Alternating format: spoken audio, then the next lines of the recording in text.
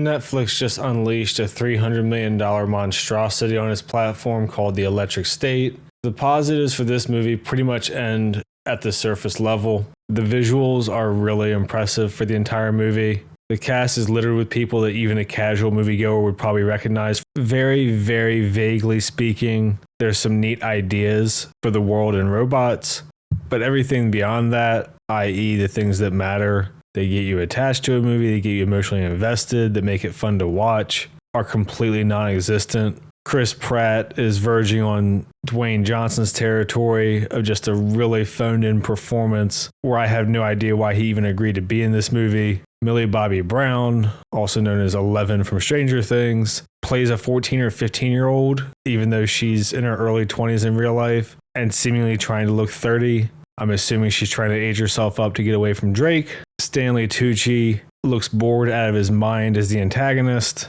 Poor Giancarlo Esposito is just more and more discount Gus Fring in every role that he's in. At this point, he's pretty much just store brand Gus Fring called like Fuss Gring. He kind of seems to have phoned it in. The characters and plot beats are the most cardboard cutout, flat things I've seen since Paper Mario. Everything about it just reeks of trying to combine all tropes and cliches into one movie and investing no time in any of them. I don't think this movie is worth anyone's time. Even if you're scrolling through Netflix and there's nothing else to watch, I would just pick something that you've seen before instead, unless you need something to help you go to sleep, in which case this movie is perfect. Just to give a quick plot synopsis, Millie Bobby Brown plays Michelle, Chris Pratt plays Keats. Michelle's brother, Christopher, is a super genius. We see that he's going to go to college early at the age of like 12. And then humans invented AI-driven robots to take care of essentially all labor so that we didn't have to. The robots started developing emotions and wanted robot rights. There was a civil war between humans and robots. Ethan Skate, who is Stanley Tucci, invented kind of an Oculus that allows humans to occupy robot bodies from their home. They kicked the robots' asses, so there was a treaty. There's a robot-only zone where there are prisoners. Michelle's family, including her brother Christopher, died in a car accident. But then we find out that Christopher has occupied the body of a robot, Cosmo. His body is at the headquarters of Center, which invented this VR technology, which is essentially supposed to be Google or some shit, I guess. So trying to find a way there, she runs into Keats and his buddy Herm, who's a robot. They go on a little quest together. They go to a robot-occupied mall where they meet Mr. Peanut, voiced by Woody Harrelson, who's in charge of the robots. Marshall, played by Giancarlo Esposito, is trying to hunt them down because robots are not allowed outside of their zone. Eventually, they end up at Center headquarters where we have a big robot-on-robot fight, and she ends up having to kill her brother Christopher to shut down Center, and this creates world peace between the humans and robots. And then we find out Keats is actually gay for his robot buddy Herm, making him a robosexual. And even though Michelle killed her brother Christopher, we see Cosmo moving at the end, so he's not really dead. That's the gist of the movie.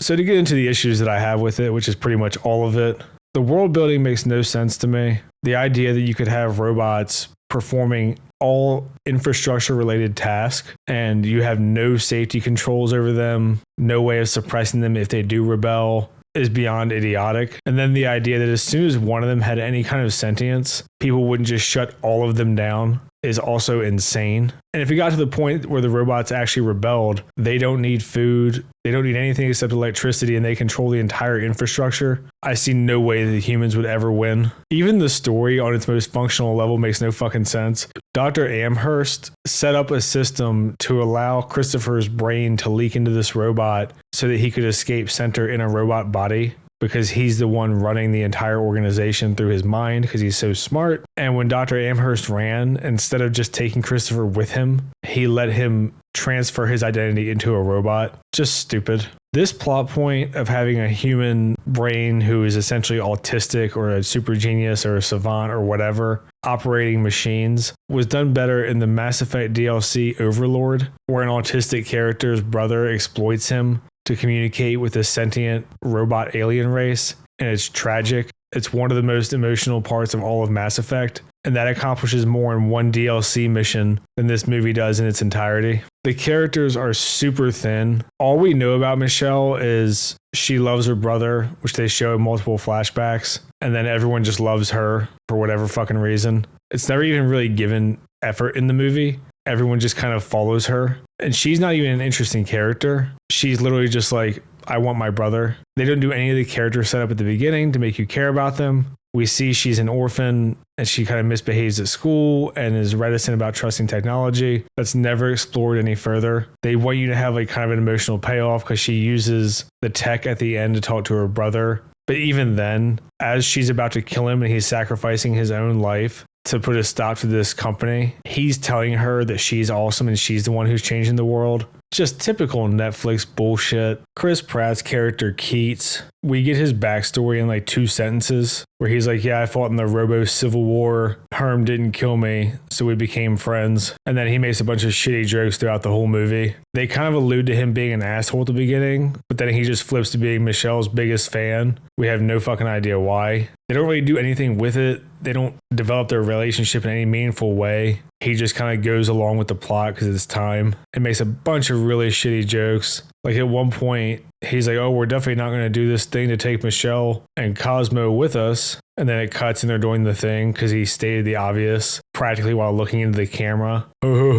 Fucking terrible. Giancarlo Esposito's character Marshall is like a robot bounty hunter. He gets pissed off when he figures out that he was hunting a boy and not a robot. And he just flips at the end on Ethan, who hired him. Again, none of that is really built up. We don't know anything about his character. He's just a robot killing guy. The story hits every beat you would imagine. Where Michelle is trying to find her brother. They find some robots who are segregated, who don't want to work with the humans, but then they get attacked by shitty humans. So they team up to attack the headquarters of Center. And now the robots and humans get along. It's all very predictable, very bland and uninteresting. There's not really any diving into the philosophy or motivations or characters. It seems like they just threw an outline together with a few bullet points of vague ideas, called it a day, and then that was the script. The entire message of the movie, Michelle pretty much states at the end, which is people need to go back into the real world and not be online so much. Humans need socialization and contact and blah, blah, blah. I'm sure it's true, but she pretty much just says it into the camera as a speech in the movie.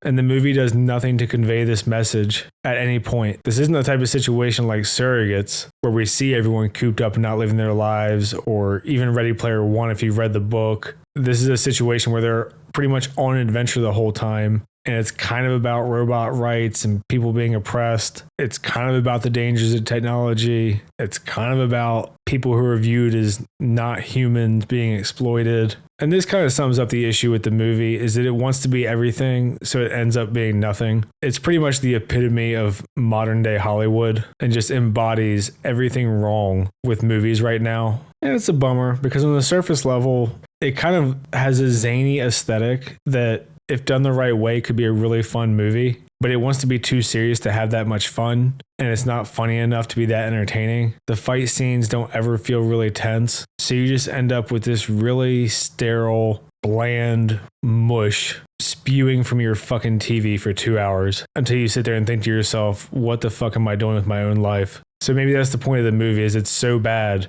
it'll make you want to go outside and turn Netflix off. I'm just going to go ahead and leave it there for this one. I guess the TLDR is, on the surface level, wonderful. Everything regarding substance, straight trash. So if you're okay with slop just being funneled down your gullet, this piece of shit's for you. If you've seen it, let me know what you think. I try to respond to the comments that aren't just insults. Like and subscribe and all that shit. Thanks. See ya.